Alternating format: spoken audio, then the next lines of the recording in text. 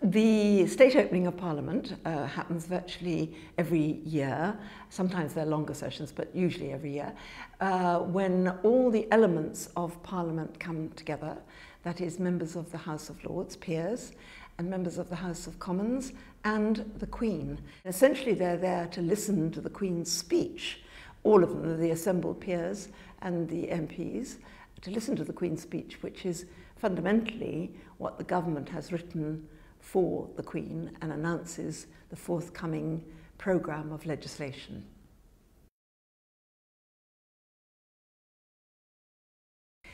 Well, the state opening is an important event in the calendar because it is the announcement of forthcoming legislation. But I think it's important to point out that it is a very, very unusual day for the Lords.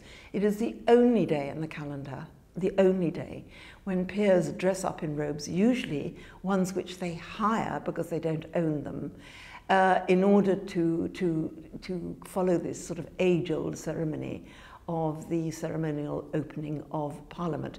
But it is very unusual, and it is when state opening has completed itself, we go back to business almost within hours of the Queen's speech. There's a bit of a sort of pause while guests are entertained, particularly other heads of state and ambassadors and people like that. But then we get down to business immediately.